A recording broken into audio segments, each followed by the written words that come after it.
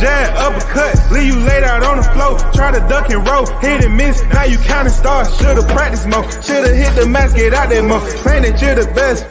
You gotta show me, son. Actions over words, baby boy. Is you real or what? Talking way too much, world come.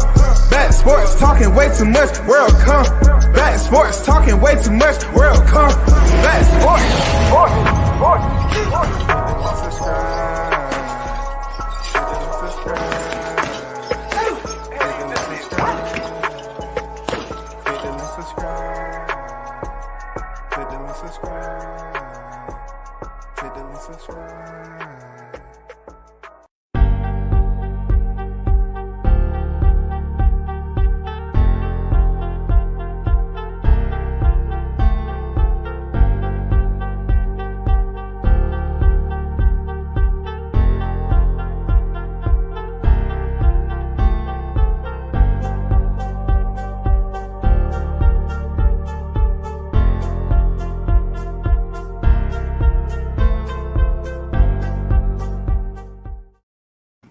Hey, what's going on, everyone? Once again, you're tuned in to World Combat Sports.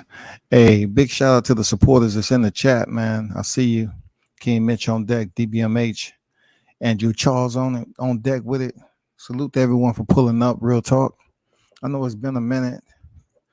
I'm not gonna be on here long, man. I just had, a family tragedy and everything, so I just been dealing with that.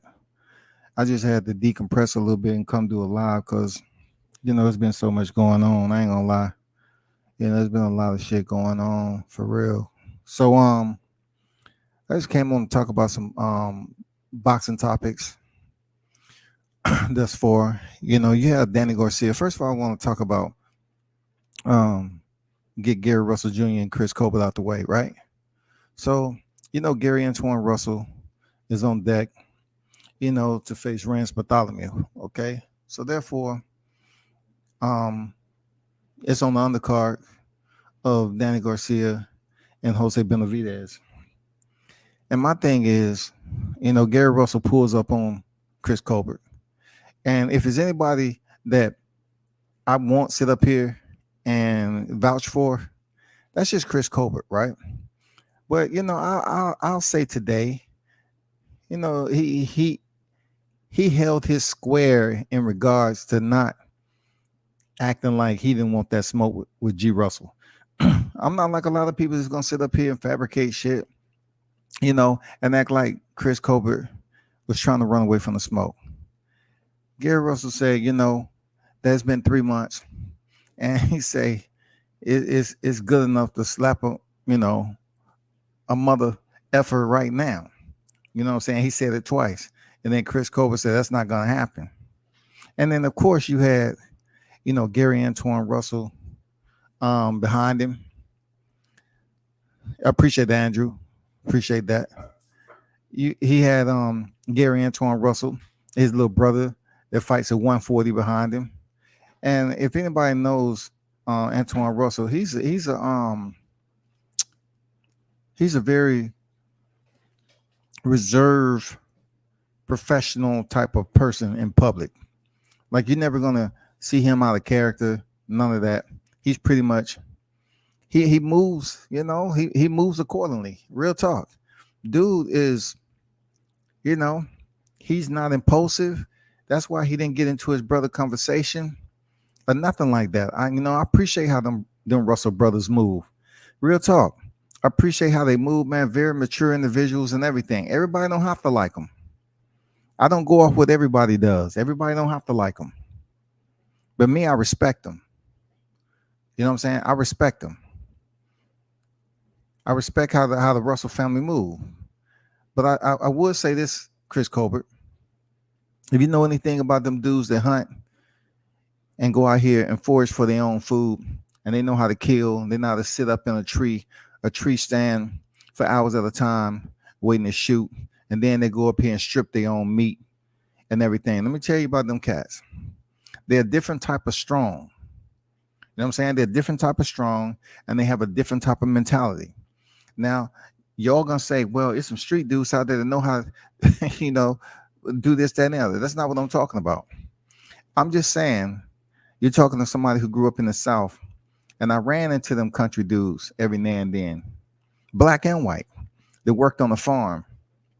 They used to load feed and know how to go out here and hunt these deers and hang up and string them up and skin them and freaking clean them and all that stuff. Man, they had a different type of strength. And, it's not a fight that we want to see, though.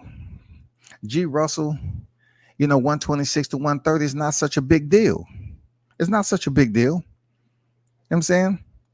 But right now, we know Gary Russell's not going to be back. He's not going to be back in the square anytime soon. You know what I'm saying? So we can't really get hype and start talking about this fight because it makes no difference.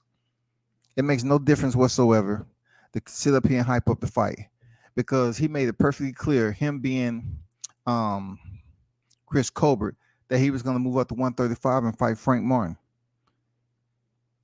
He made it perfectly clear, man. So what I would say to this is, they run in. It wasn't no punches thrown or anything. They didn't jump out of character. They didn't show out.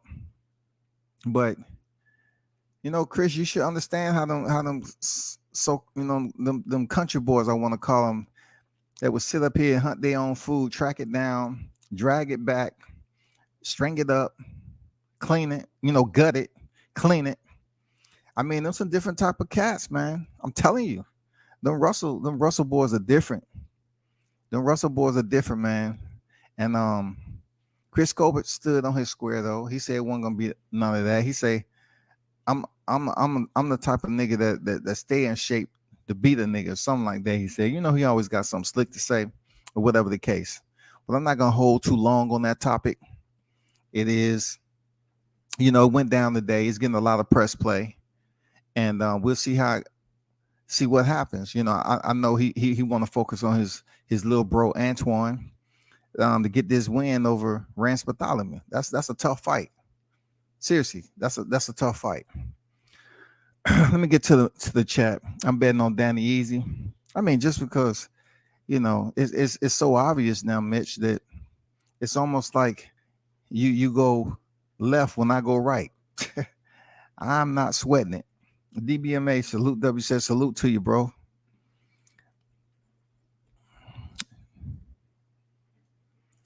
J Ocho, stay up, come back. Sorry, to hear the news. Salute to bro. Yeah, man. Appreciate that, man.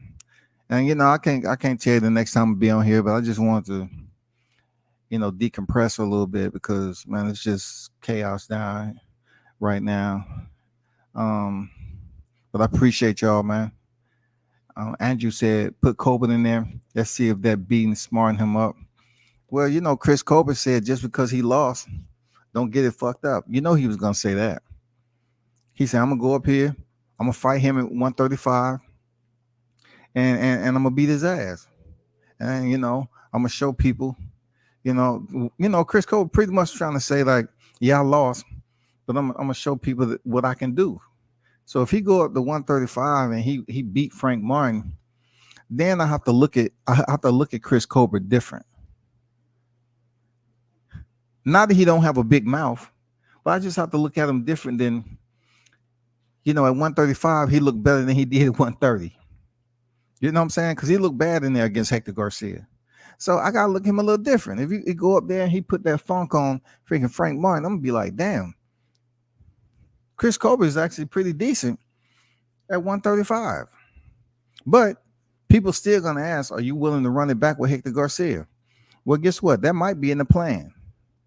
Because if you look at it, if Hector Garcia goes in there and defeat Roger Gutierrez, right? They might automatically say, hey, Chris Colbert, you have opportunity, even though you didn't win the title eliminated, to step back in there and prove that you're better than what you did. You want to fight Hector again? It might be that turnaround. We don't know. Hey, shout out to Punching Bag Skunk in the building, man. Salute to you, brother. Appreciate you pulling up, man. Y'all definitely go follow Punching Bag Skunk. He has some great material over there, man, with some of the legends of boxing. You know what I'm saying? Go check him out on YouTube. Punching Bag Skunk. Let's get the DSG. Danny Garcia is supposed to face Jose Benavidez, right? And I'm going to be honest with you, right? We can't sit up here and give Danny Garcia no more passes. I sit up and broke down what he did at 140 all the way up to 147. I pretty much told y'all when he took those 2 catchweight fights, you know, and then he had Paulie Malignaggi, Bout, you know. I mean, just look at it like this. Just look at it like this. Thanks for Danny Garcia and his pops, you know, for recognizing that he fought, 15 world champions, whatever. And Danny Garcia was like, you know, thanks for reminding me. I forgot all that. Okay, cool. So he goes up here after fighting them 2 catchweights and defeat Paulie Malignaggi. And then, like I told y'all, he fought for that vacant with Robert Guerrero. Since he has not did anything, he defended the title once and then went to Keith Thurman and lost it. Lost the vacant, you know, title fight with Sean Porter. We don't care if he stopped Adrian Granados. We don't care if he stopped Adrian Granados. We don't care. We don't care if he went in there with Ivan Redcatch, the same one who quit against Regis Prograis. We don't care. And we definitely don't care that he went in there as the first opponent back when Errol Spence returned from his car accident. We don't care to see you because you got your ass beat. You got your ass beat, bro. You have absolutely did mediocre at 147. And this is crazy because they discount everything Crawford did at 147. But people tend to leave Danny Garcia out because they say, oh, he fought all these world champions. But what do we say about the Errol Spences that defeat him? What do we say about the Sean Porters and the Keith Thurmans? Them was the big names.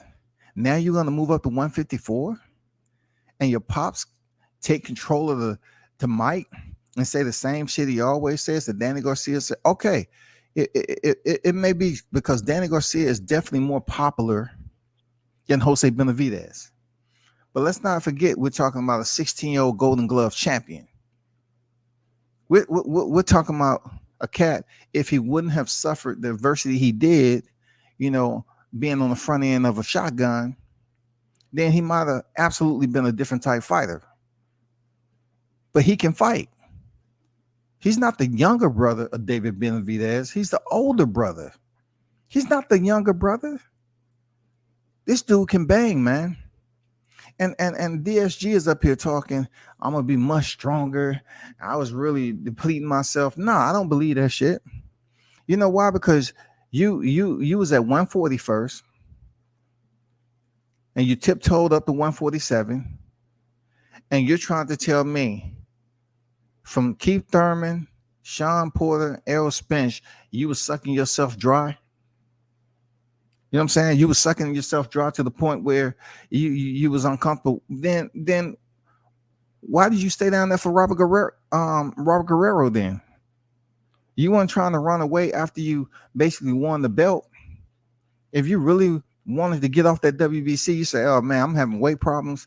It's best for me to go up to 154. You said yourself. You had intentions after the Errol Spence fight to go to 154.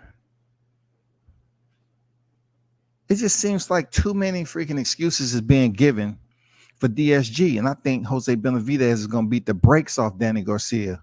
Real talk. I think Jose Benavidez is going to do him dirty. He's going to do him worse than Errol Spence did. I'm telling you, Errol Spence put a beating on this dude. Errol Spence put a beating on Danny Garcia. But I have to clap it up for Danny Garcia, because one thing I can say, that he seems like he's a durable fighter. Let me get to the super chat. Andrew Charles said, I'm not really a Danny fan. He's all right, I guess. Shout out to Punching Bag Skunk, man. $5 super sticker. Much appreciated, my brother, for donating to the channel. One love to you. Thanks for your support. Red Cat's really committed to his quitting act in that fight. Shit was hilarious. Yeah, I was there, man. I seen it. I was totally disappointed. But Regis got a nice bag off of it. 800K. Lee on deck, what's good with it, bro? Salute WCS. D-Ray Promotions, what's good with it, D-Ray? So I'm looking at DSG, man. I'm tired of the act. You know, I'm really tired of the act, bro. Like, we have big and better things going on. You got your ass beat by Errol Spence when you came back. But one thing I can say, you know, you're a durable fighter. You're durable. You didn't suffer any significant injury. You weren't suspended for a long period of time. You're a durable dude. But I think at 154, you're talking how big you're going to be. I don't see it. I mean, I don't see how big you're going to be. You know, Jose Benavidez, man, he fought at 160 his last fight. And though he didn't look his best at all, now that he's dialed it back down to 154 and he's never going to 147 again, he's going to be a middleweight plus by the time you step in there with him. He's going to be a middleweight. And I'm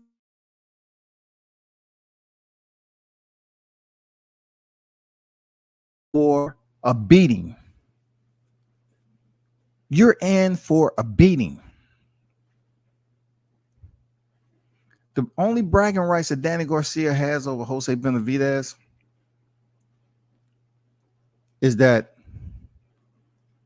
he can lay claim to not being knocked out. You know what I'm saying? He has a little bit of bragging rights, bro, for not being knocked out. You know what I'm saying? I mean, you know, he had a TKO. Jose Benavidez had a TKO stoppage loss to Terrence Crawford. We know that. But Danny Garcia has the bragging rights. He hasn't been in that situation before. So I give him his salute for that, bro. Real talk, I give him your salute. You're durable as shit, man. You're durable. For a light-skinned dude, you're durable.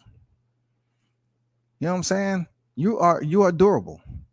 But them Benavidez brothers are different. And being that he's in better condition this fight than he was at 160, man, I think he's gonna do Danny Garcia dirty. You know what I'm saying? I don't see him getting no title shot, you know, off the strength of freaking Jose Benavidez. I don't see it. And I'll be surprised if he's able to get the victory. You know, I'll be surprised he's able to get the victory at 154. I don't see it, bro. All that hype his dad does, we already seen the shit. I'm tired of it. You know what I'm saying? Him and Teofimo Lopez Sr. is somewhat in the same boisterous group when they're hyping up their son. And look, I praise them. Their fathers, man. Their fathers, they praise their son. Okay, cool. But DSG Pops, that's some love right there. But that love, it's not going to be enough to get you to that next level, I don't think. Now, we totally understand this is boxing, but I don't think that love is going to be able to get you to that title that you're looking for, 154. And I don't see you beating Jermell Charlo. I do not see you doing that, bro. I don't see it. I got to move on, man. Next, you know, Steven Espinosa saying he want to see Jermell Charlo and David Benavidez. Well, guess what? We do too. We do too. Because right now, PBC, man, I don't know if they're gonna put enough interest into making this fight with Jermell Charlo and David Benavidez. I don't know, man. I mean, Jermall Charlo. I don't know. Because it's almost like Jermall Charlo has to be backed into a corner to get this fight. You know, 1 minute he's saying that he's up here protesting that David Benavidez should move up to light heavy. You know what I'm saying? He's starting to whine a bit. And I'm saying to myself, why, bro? It's fighting. You're a Charlo, man. Prove like your brother Jermell. Prove what it is. Prove what it is, man. Move up to 68 and get it in. That'd be a good fight we want to see. We definitely want to see you go in there and give Benavidez that work and vice versa. Can Espinosa get with anybody to make this fight? Yeah, I'm pretty sure they can make this fight. I'm pretty sure. It may not be for the money that Charlo wants, but it's not like they bring home these huge bags on the back end. I think what they've been able to eat off of is what they get on the front. Real talk, because let's not get into numbers when it comes to PPV. It's not happening. But let's see what Espinosa has to say. And stand on top with Espinosa. Y'all already know what it is, man. I've been off since last week, and I've just been sitting back. I'm really not on my shit right now. You know, I'm gonna be honest with you. I'm really not on my shit. You know, I feel terrible. I'm not gonna lie. I do. But I just had to step away from things a bit. But as long as I've been away, nothing has changed with the Errol Spence and Terrence Crawford situation. And you know I had to talk about it. Nothing has changed. Nothing has changed. And still, at this point in time, I'm still going to hold true to what? All the fake news that was out, all the false advertisement, all the clickbait. You should apologize to your listeners for selling a dream on a fight that hasn't even been announced yet, and we at the back end of July. It irritates a lot of people, not just me. It irritates a lot of people because now you want to act like, will the Terrence Crawford, Errol Spence ever get done? Will it happen? Is it something that we're going to see? No. Before, when you get a group of people that's pushing the same exact narrative, people, and they're absolutely wrong, but they continue to push the narrative because they don't care, then there's a concern to be had. Because I've been off since last week. Ain't shit changed. From the window I was looking through, ain't nothing changed. And I want to reiterate this because Mitch is in the building too. Bobby McCrary, Danny Garcia, last 3 championships at 147 to Thurman Porter and Spence. How is he going to move up to 154 and win? I don't know, Bobby. Appreciate Bobby on deck. What's good with it? I don't know, Bobby. Good question, though. Good question. He say he's going to be real big. No. He say he's going to be strong. He's going to be strong at 154.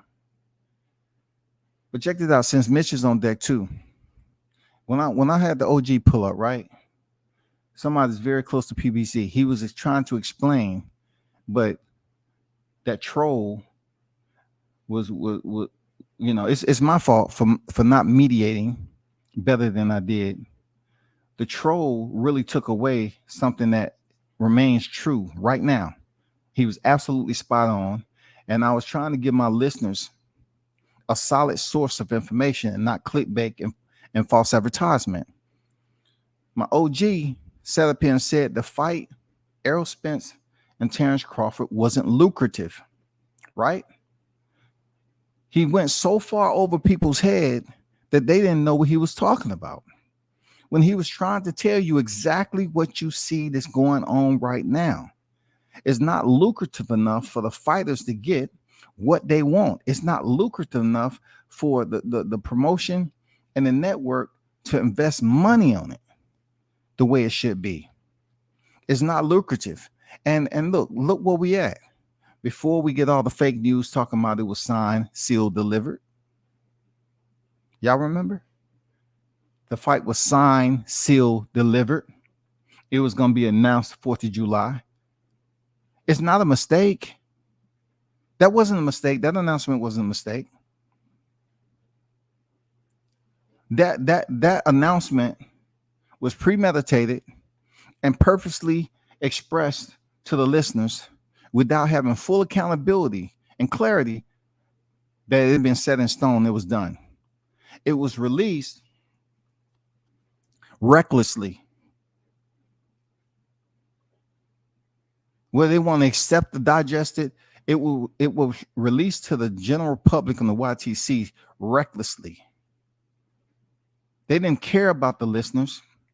They cared about breaking news because that what was boiling over when it comes to the topics of discussion.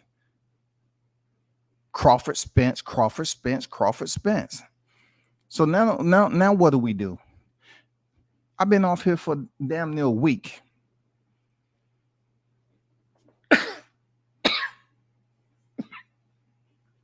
I've been off the mic for like a week.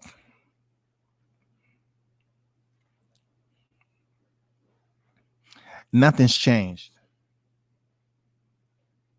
And no one should be worried. It seems like nothing changed, and it seemed like I wasn't on the mic. So a lot of them didn't have nothing to talk about. But let me get back to what I didn't finish about the OG. The OG said the fight wasn't lucrative enough.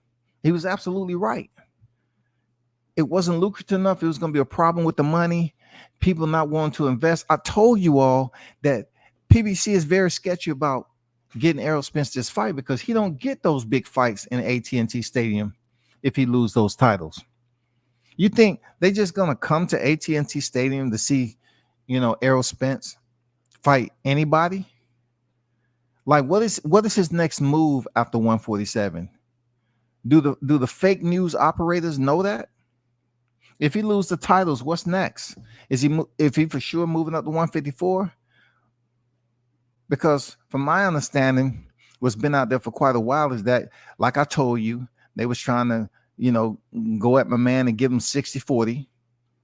People didn't want to listen. And now they trying to sit up here and just smooth over the fact that Errol Spence only wants a rematch clause for himself if he loses. That doesn't seem like a fighter that's confident. That doesn't seem like an individual who's supposed to be what his Spencerholic society is claiming him to be. What's up with this bogus ass rematch clause that's one-sided, bro?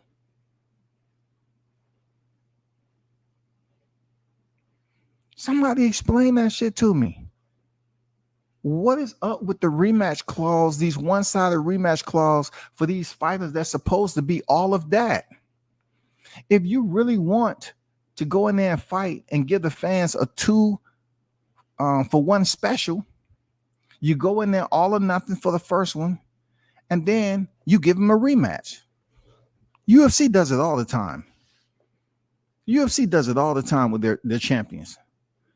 They will give you the champion. Boom, you go in there and you're the champion, you lose. They give that previous champion, that former champion, another shot.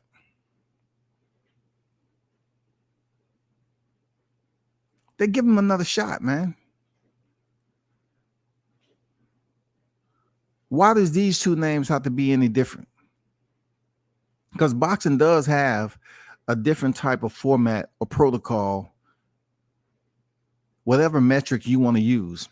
But nothing has changed. And I've been off the mic for damn near a week. Nothing has changed. So when the OG pulled up,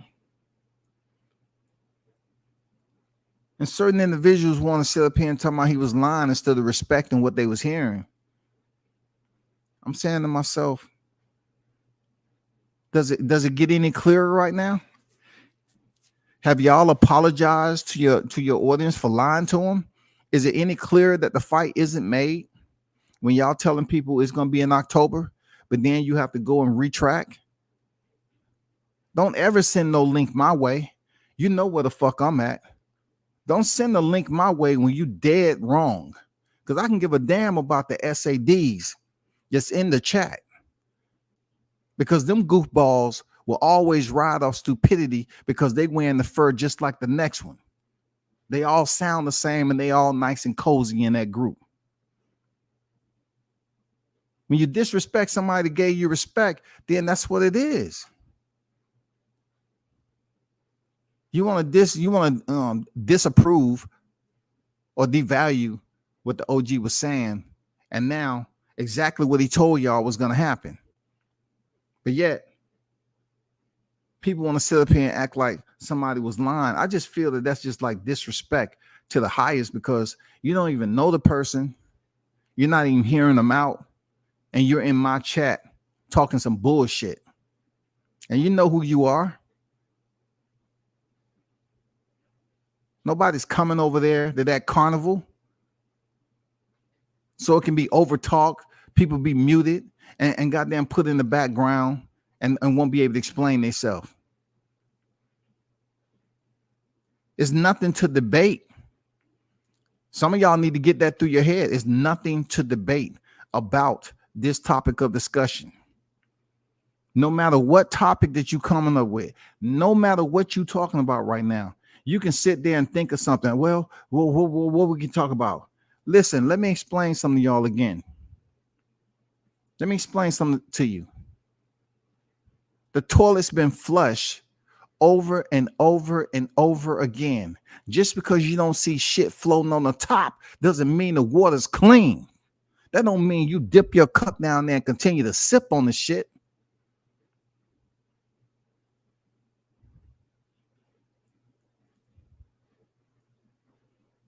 It doesn't even mean that.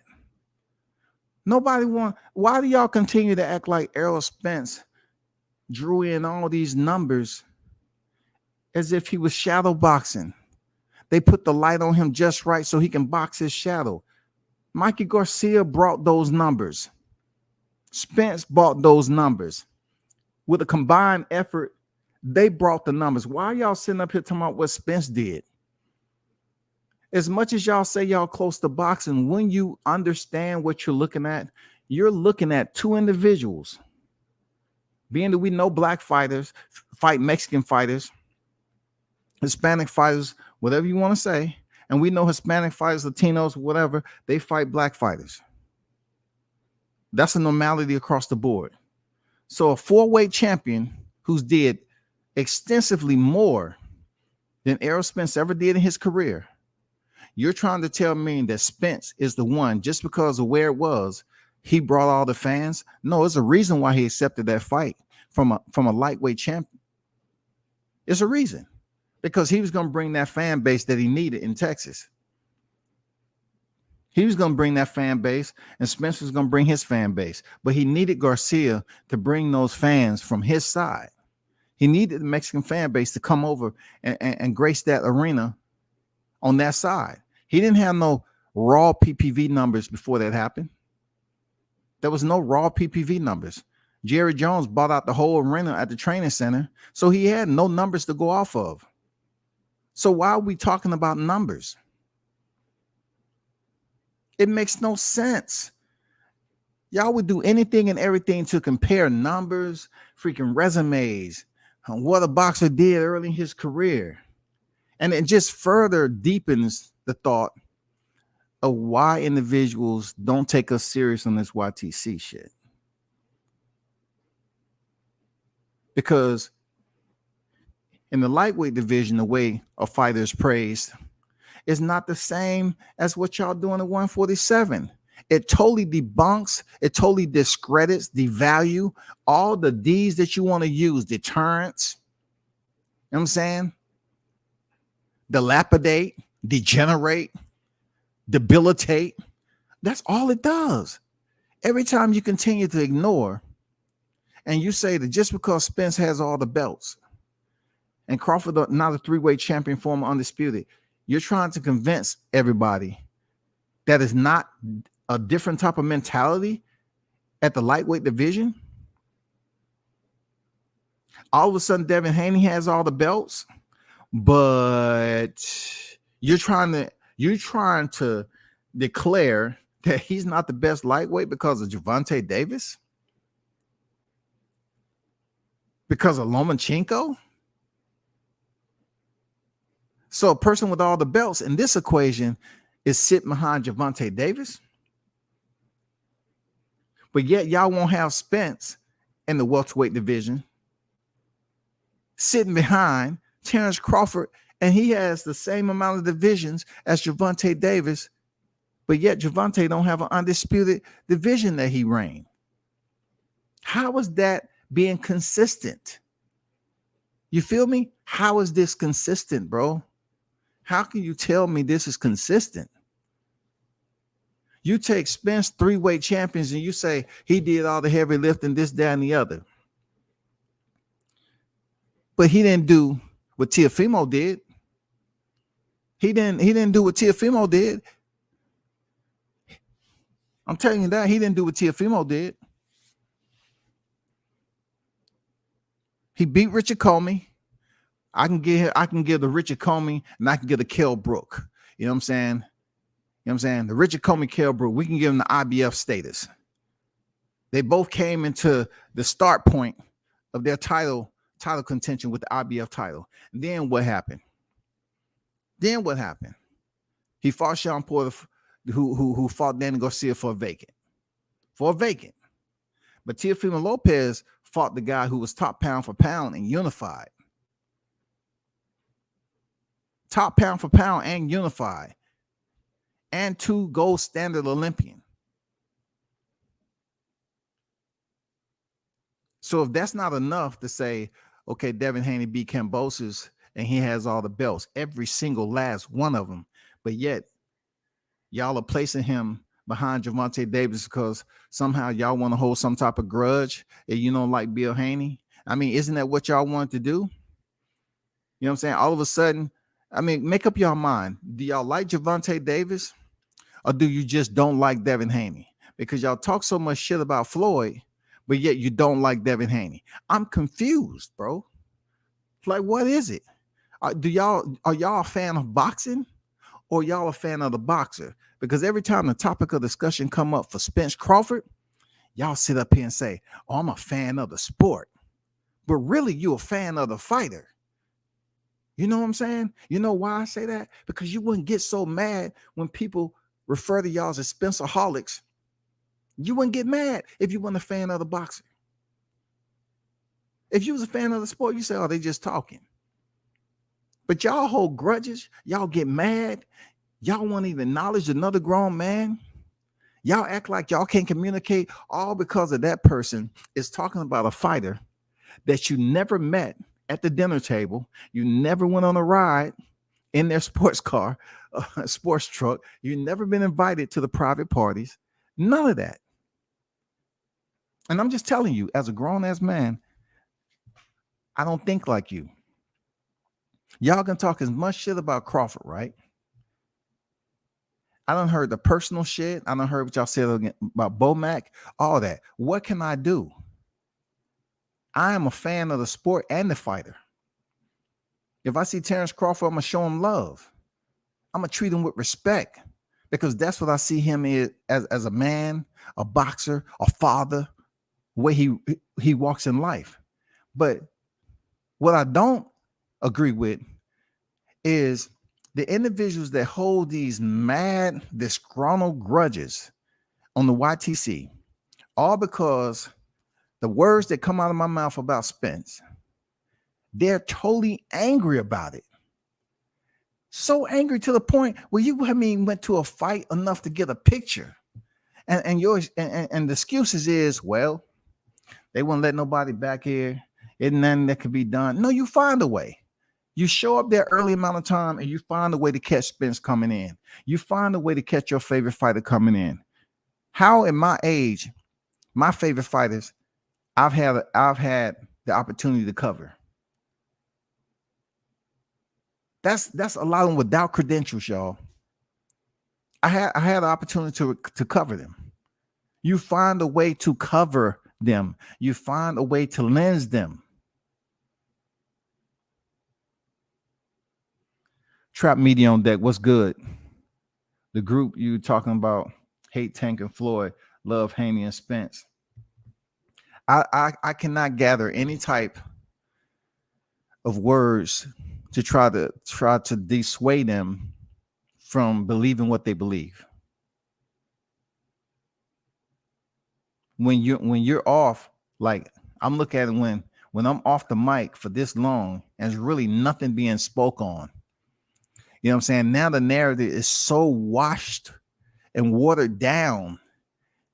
Even Keith Thurman name came into you. I never posted anything about no Keith Thurman. So I know they weren't talking about me. I never posted anything about Keith Thurman, nor do I have to complain about Keith Thurman being thrown into the damn equation with Errol Spence.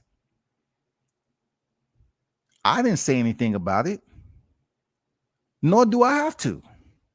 My point is the biggest fight that people are talking about hasn't been made. And the narrative pushers, they broke down once again. The wheels were just spinning downhill. They had to pick the whole motherfucking shit and carry on their motherfucking chest because they knew damn well what they was loading into that bitch. It was too much weight for what they was trying to carry. They know damn well their fight wasn't made. It wasn't a mistake. You kept talking about it over and over and over again, all these groups. And then you just gonna brush it out? No, you got to be held accountable for putting out fake ass news, man. It might hurt your feelings, but what you did was put out fake ass news. But now they want to turn around and people talk about miscellaneous shit that has nothing to do with the fight. Nothing. Nobody gives a fuck about numbers. No one gives a fuck about resumes. If you still talking about pay-per-view numbers, nobody gives a fuck about that. You know why we don't care? Because PBC can't even make the biggest fight in boxing. Nobody gives a damn what the numbers been up to this point and who did more than Crawford and all that. Nobody gives a damn about that. What we give a damn about is the fight going to hold true in November? Are we going to hear some news? Or is somebody going to come tell us, hey, this fight is going down in November and this is where the venue at and this is the date?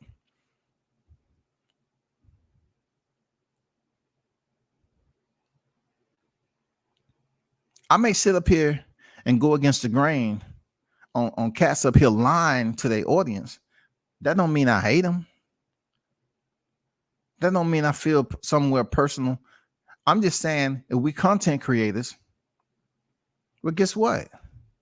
Stop pushing these narratives so you can mislead people into a brick wall. Because none of what you said has came to fruition. Nobody wants to hear, okay, well, let me slide this and switch up the tone on this description right here because I fucked up and I really don't want to admit to it and apologize. No, you got to treat your listeners with respect, man. You got to be able to, hey, I misspoke. I stand corrected. I told y'all this information going to come out. It didn't happen. And then they want to blast Brian Custer's name all over. Oh, all of a sudden it's looking like November. No shit.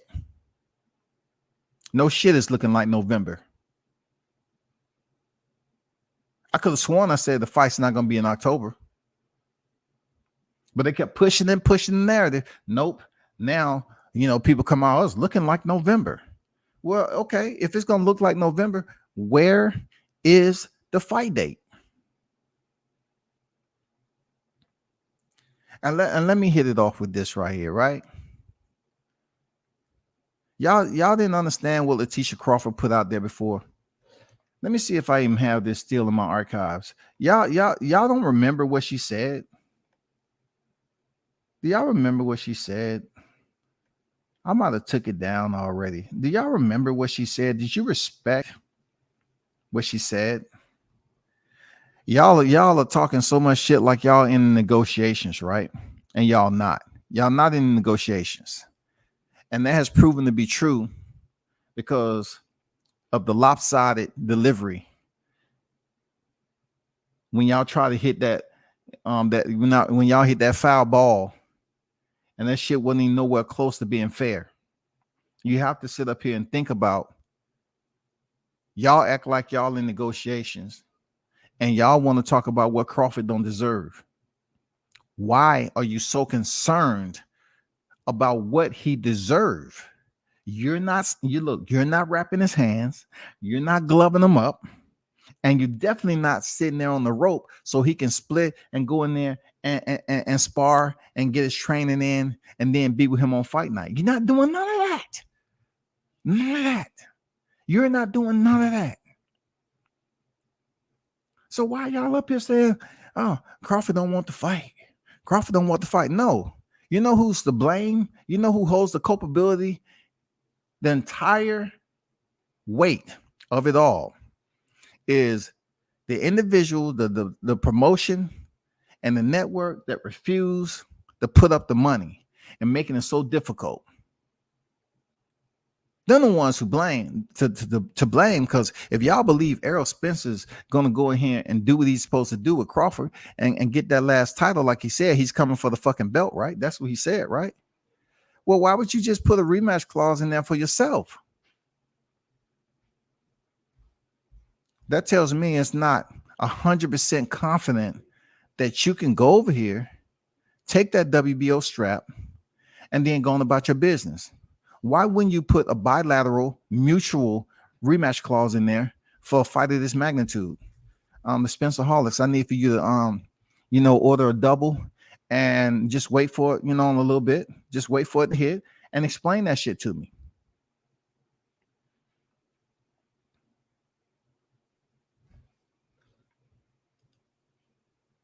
Bruce Gas Boxing Jazz, what's going on, OG? How you feeling?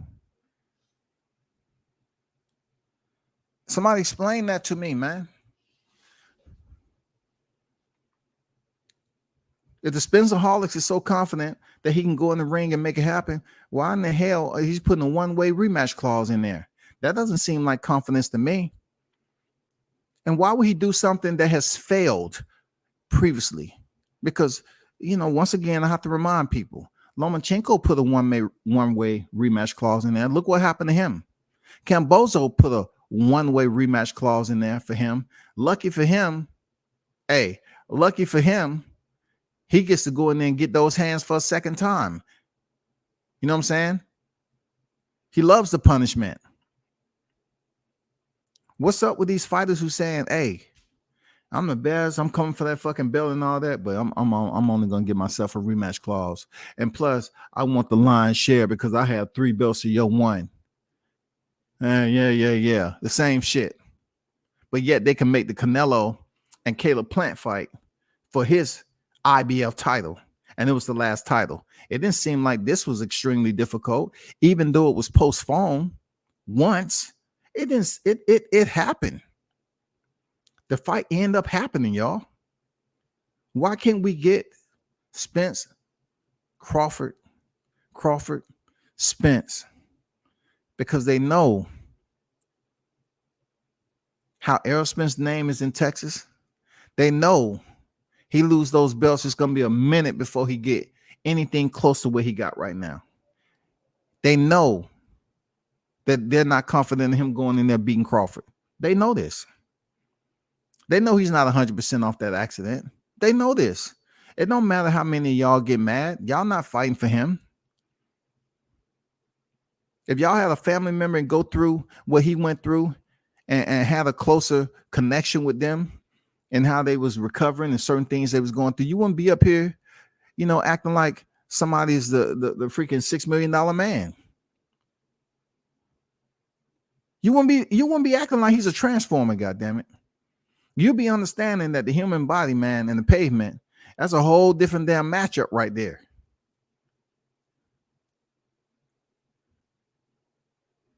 It doesn't matter how many minutes that you take that come up. No one should be sitting up here talking about, well, hey, Spence is better than Crawford for this. Haven't we been through every nook and cranny that we possibly can talk about with this fight? Haven't we? We've been there, dog. Like, what else is there to talk about? Look, I go on channel and look, I like listening in on shit when it comes to them 2 names, but I hear the same people coming here like they got brand new information. They'll come over here and talk about, well, Spence fought Kell Brook. You gotta get Kell Brook. He was champion, but they don't want to talk about him taking the injury. But it wasn't the left side of the eye; it was the right that Gennady damaged. It's the same shit. Aren't y'all tired of eating the same bologna sandwich, no mayo? Goddamn it, the same stale bread. That's old fucking news. Sean Porter is old news. Yordenis Ugas, old news. But you discredit everything with Crawford and you want to bring in a featherweight fighter who was the interim champion at that same weight. He was the interim champion at the same weight and you give him no credit. We've been down this road before, man. I don't have to talk to you about it. You want to say Igor Kavalauskas is this killer because when you look on BoxRec and you don't see Crawford down in this round right here, you don't see it. You don't see it. But you see when Kavalauskas was down and y'all still retread the same tired ass information, don't y'all get a little bit like irritated, like hemorrhoidal, irritated, itching, inflammation? Y'all shouldn't have to wait for WCS to come up here and give y'all the FR. We beat this into the ground, but yet people still coming here. Well, you know, Spence did this and Spence did that. Spence haven't did anything special, bro. Get it in your head. He's a 3-time world champion, acknowledged, but his overall career does not match up to Crawford. We know that. And I heard somebody talk about Crawford getting his hand casted.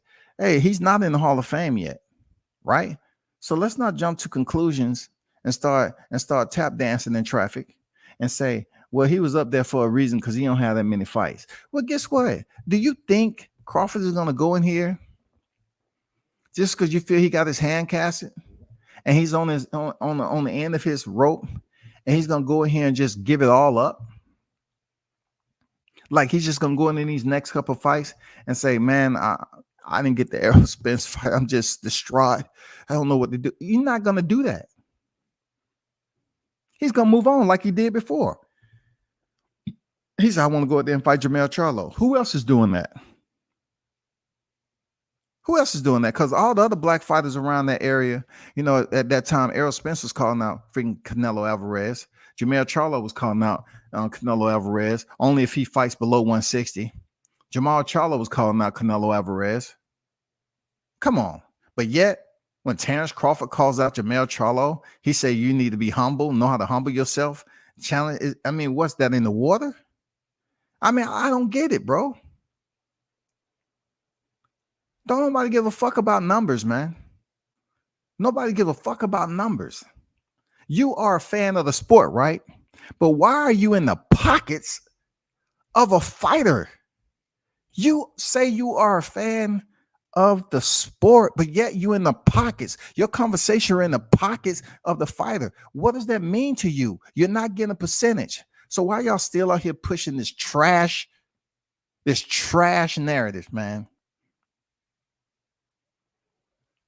Like numbers has to do with anything. We're off the resumes. We off the pay-per-view numbers. We off this negotiation process because in one sense, y'all talking about y'all want the fight. And the next sense, you talking about numbers. Which one do you want? You want the numbers to be right? Let's just say the numbers be right. All right. Let's say Errol Spence get the lion's share. He go in there and get his ass beat. What's next? What y'all gonna talk about? He aged him out. When Crawford's older than Spence, he aged him out. They waited too long in the fight. They aged him out. They waited too long. His eyes started to bother him again. If they would have fought back this month right here when the initial announcement came out, and you know, with the July 4th, and they would have fought in October, they would have been good. But they changed to November. That really fucked things up because he has to stay active. I mean, what is going to be next? He get the lion's share and get his ass beat. Now what? What is the next thumbnail you're going to put? What is it going to be, bro? What's going on, Alexander? Nope. I rarely hear breakdowns on the Spence and Crawford fight. Everyone is saying the same thing. No one talks about what both guys can do to win besides Spence is bigger and Crawford is a switch. I swear. Hey, look. Hey, Alexander, like I said, I keep it a hundo.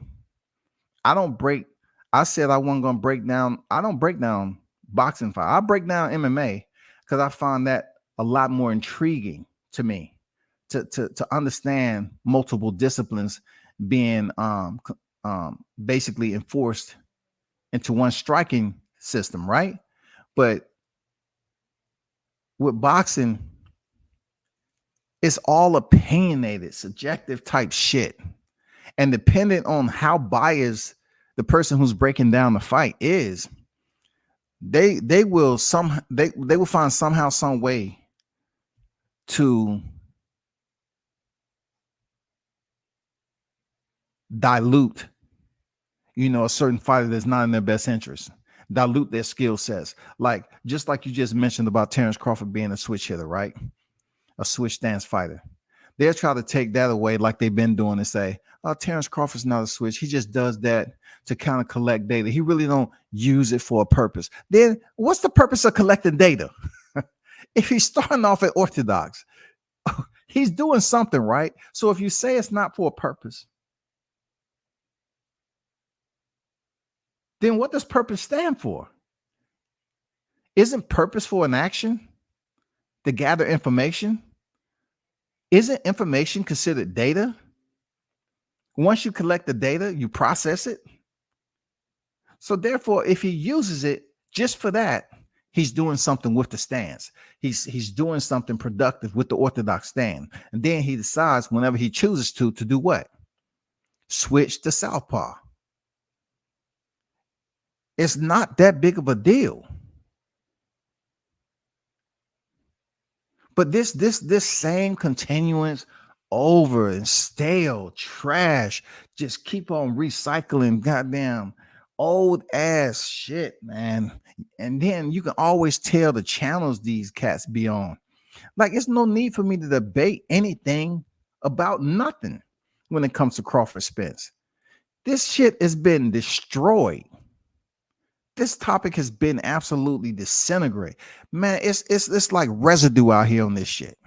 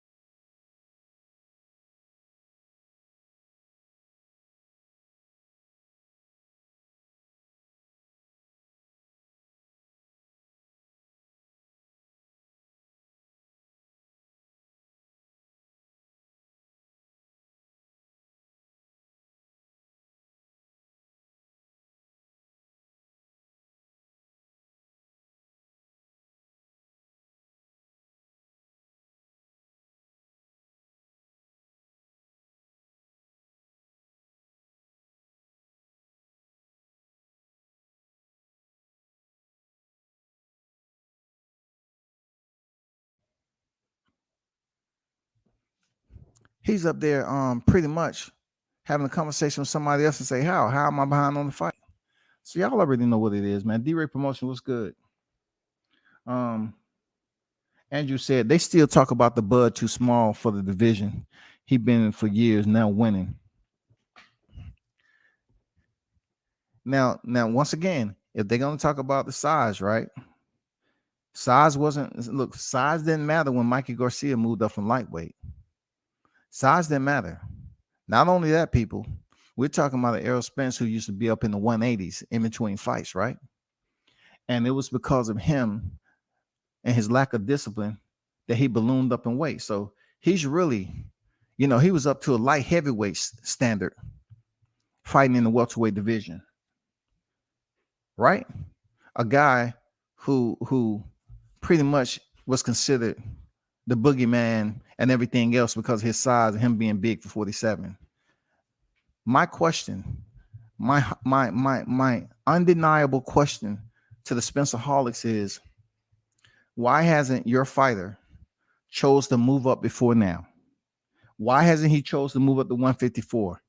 There are other fighters who was in their first division who won a title and moved up and did better things. Shakur Stevenson won a title at 126 and moved up to 130 and unified. I'm just saying, they moved up and earned another title. What am I missing? If you was so big and you was at the 185 on up, damn near 190, and you had to have a fat camp and lose all that weight, why isn't he being considered a weight bully? If he's that big dude, you know what I'm saying? If he's the big kahuna, why is he still there? And they talking about Terrence Crawford is small. If he's so small, why is the negotiation so big? Is Terrence Crawford so small? Why is the negotiation overwhelming them, bro? This should be easy. Errol Spence, the bigger fighter. Errol Spence, the more volume puncher. This is what they saying. Errol Spence, the stronger fighter. He just has everything going for him. Oh, did you hear? Man, Terrence Bud Crawford say he makes adjustments. Okay, let's add that to it. You know what I'm saying? Bud Crawford said that Errol Spence make adjustments to, get what he want. He make adjustments. Kudos. So what now? You have all those accolades, but yet can't do nothing to make the fight. And that's not fair to the Spencerholics. Real talk. That's not fair, because I'm the type of guy, I'll say, hey, something ain't right on your end. You know what I'm saying? Y'all should really acknowledge the fact that something ain't right on your end, and y'all should get together and kumbaya and, goddamn roast some marshmallows and try to figure this shit out.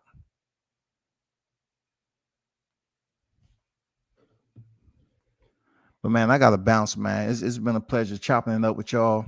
You know what I'm saying? Keep the family in the prayers, man. I truly appreciate it. And, I'm not sure when I'll be back on, but, once again, man, tell somebody who knows somebody about the channel. I'll definitely be back on whenever. And, turn up and tune in to World Combat Sports, man. I'm out.